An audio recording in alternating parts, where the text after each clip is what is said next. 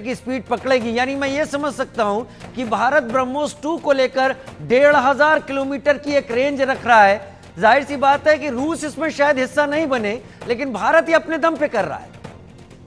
देखिए, ये जो आप बता रहे हैं, एक ये फिल्टर्ड इंफॉर्मेशन है कि ऐसा हो रहा है, बहुत से क्षेत्र में हो रहा है। ये तो आप एक छोटा सा एग्जांपल दे रहे हैं।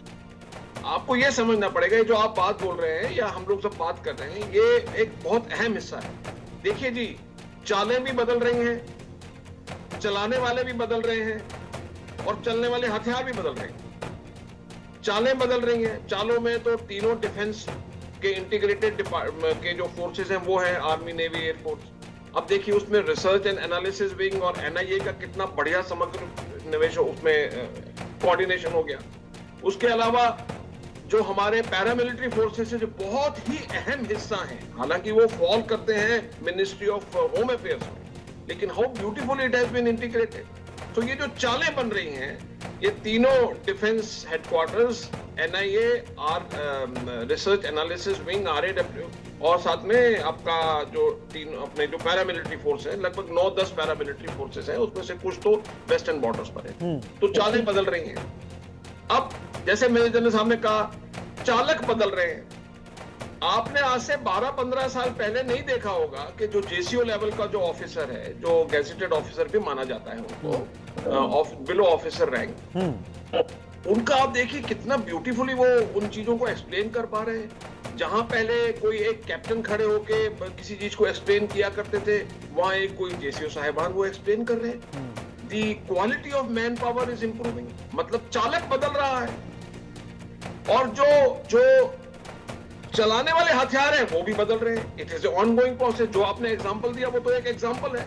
अब जैसे इन्होंने बहुत अच्छी बात बोली, इन्होंने तो ये बात जो है वो हमको अपने जहन में रखनी चाहिए कि जो आर्टिफिशियल इंटेलिजेंस है, it is becoming a very very important part of not only the person who is making चाल, or not only the person who is the चालक, the trained person, but also the चलने वाले हथियार।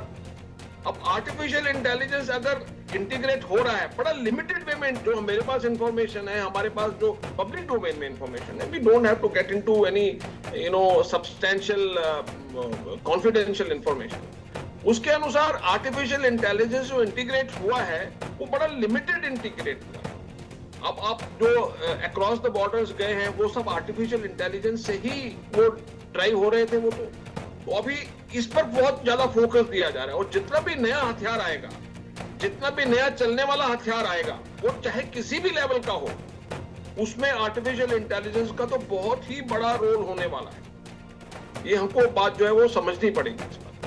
तो it is ongoing process and the ongoing process has speeded up, as he said, it has speeded up over a period of time, और अब और तेजी से बढ़ेगा, क्योंकि जब भी सरकार ये कह रही है या डिफेंस हेडक्वार्टर्स ये कह रहे हैं ये सीज फायर है, ये परमानेंट नहीं है, therefore it is driving us to speed up our reforms, to speed up our Charles, to speed up our चालक्स, to speed up our चलाने वाले हथियार। तो हमको ये समझना पड़ेगा, it is putting extra pressure on the people who are going to be manning the warfare or the scenario of the war.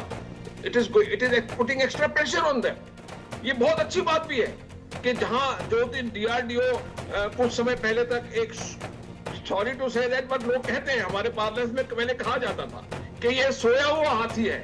DRDO आज से 40-50 साल पहले, सब मानेंगे इस बात में, हमारे इंटरनल डिस्कशन होता था, ये सोया हुआ हाथी है, वो जाग गया, अब वो DRDO भाग रहा है। पहले ये वो करते थे यूनिफॉर्म और जूते और दीगर सामान, हालांकि वो भी इंपॉर्टेंट बात है, वो भी एक इंपॉर्टेंट, पर अब इनका जो है वो आर्टिफिशियल इंटेलिजेंस से ड्राइव होने वाले हथियारों पे ज्यादा फोकस है। So it is putting extra pressure on us, that is good for us. और न केवल फोकस है, उसको बनाना, और जब हम बना लेंगे तो अगर भारत अपना आत्मनिर्भर होगा तो भारत की हालत कम से कम यूक्रेन जैसी कभी नहीं होने वाली। लेकिन मेजर जनरल जेके बंसल, क्योंकि आपने एक बड़ी कमान को देखा हुआ है नज़दीक से, क्या भारत अपने एडवर्सरीज की तुलना में एआई का इस्तेमाल के बारे में सतिंदर दुग्गल जी इशारा दे रहे थे, और मैं उन पर जोर भी नहीं डालूंगा कि वो एक एक छोटी छोटी चीज़ बताएं, लेकिन क्या भारत भी उसी रफ्तार से आगे बढ़ रहा है या फिर भारत पीछे है या बराबर है?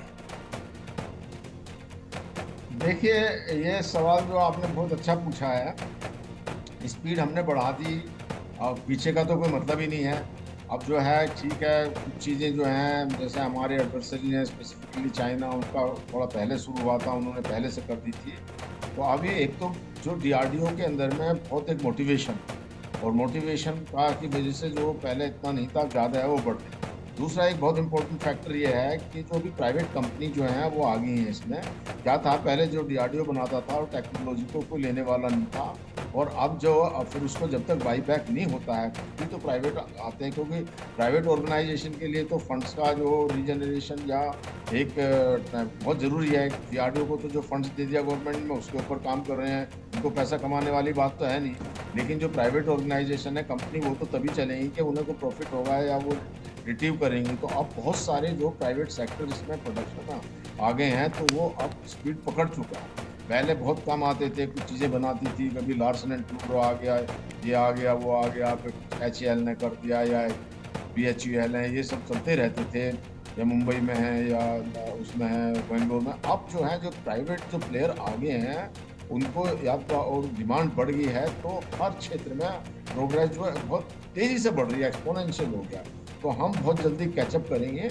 और जैसा कि अभी बता रहे थे कमांडर साहब भी कि अभी इंटीग्रेशन बहुत ज़्यादा हो रहा है। इंटीग्रेशन में जैसे मैंने पहले भी कहा था कि इंटीग्रेशन इसरो का भी हो रहा है। इसरो जो है सारे सैटेलाइट के थ्रू रियल टाइम वो दिखा रहा था स्थिति कि क्या है, तो उससे सब कुछ जो ये अपनी फोर्सेस को काम करने में या सटीक टारगेट बनाने में बहुत मदद मिलती है। तो अभी भारत जो है ना एक बहुत वो चल पड़ा है, एक स्पीड पकड़ लिया, और जब स्पीड पकड़ लेता है फिर, और अब देखिए उससे एनकरेजमेंट भी मिलता है। अब जो हमारा बजट था, हालांकि मैं हर प्लेटफॉर्म पे कहा, आपके यहाँ पे भी कहा कि करीब $80 बिलियन है, बढ़ना चाहिए ये। अब चाइना का $300 बिलियन है, US का तो $900 बिलियन है, 1 ट्रिलियन कर दिया। हालांकि रशिया की जो GDP हमसे कम है, लेकिन उनका पहले जो करीब $70 बिलियन था उन्होंने भी बढ़ा कर डबल कर दिया, $140 बिलियन। तो हमारी गवर्नमेंट ने भी उस तरफ जो है अभी इसके साथ साथ $6 बिलियन एक्स्ट्रा जो है वो जो सैंक्शन किया है, और वो मेरे ख्याल से जो डीआरडीओ को भी उसका काफ़ी मेजर चंक मिलेगा, जिससे कि चीज़ें डेवलप होंगी तो अब बढ़ जाएगा। और ये बहुत ज़रूरी है, क्योंकि युद्ध के टाइम में जो आप अपने ही कंट्री पे डिपेंड कर सकते हैं, अपने प्रोडक्शन को आप बढ़ा सकते हैं, वो सब कुछ आपके हाथ में है। आप सारा फोकस हर चीज़ का पूरे देश की जो रिसोर्सेज हैं उसको लगा सकते हैं प्रोडक्शन के लिए जब आपको ज़रूरत है। अगर हम दूसरे से डिमांड करते हैं, वो कोई भी कंट्री हो, वो अपने हिसाब से बनाएगा, उसकी स्थिति क्या है, उसकी प्रायोरिटी क्या है, उसको क्या बेनिफिट है, उसका इंटरेस्ट क्या है, उस हिसाब से करेगा। तो इसलिए कुछ मित्र कंट्री होते हैं वो सपोर्ट ज़रूर करते हैं, लेकिन वो अपना सब कुछ ये नहीं करेंगे कि भाई सब चीज़ें छोड़ के हमारे लिए करेंगे। तो ये बहुत ज़रूरी है, ये बहुत अच्छा डेवलपमेंट, बहुत अच्छी प्रोग्रेस है, और मेरा मानना है कि आगे बढ़ती है। क्योंकि रूस हमारा एक टेस्टेड पार्टनर रहा है डिफेंस के मामले में, लेकिन हम सबको इस बात को भूलना नहीं चाहिए कि रूस ने एक ऐसी संधि साइन कर रखी है जिसमें वो 300 किलोमीटर से ज्यादा की मिसाइल के प्रोडक्शन या डेवलपमेंट पे भारत का सहयोग नहीं करेगा। इसलिए डीआरडीओ जैसे हमारे संस्थान जितना ज्यादा देश की सेनाओं के साथ मिलकर ऐसी चीजें करेंगे, भारत उतना आत्मनिर्भर और सशक्त बनता चला जाएगा। बहुत धन्यवाद major general JK Bansal, wing commander Satyendra Duggal, आपने समय निकाला और आपके जरिए हम भी समझे, हमारे दर्शक भी समझे कि भारत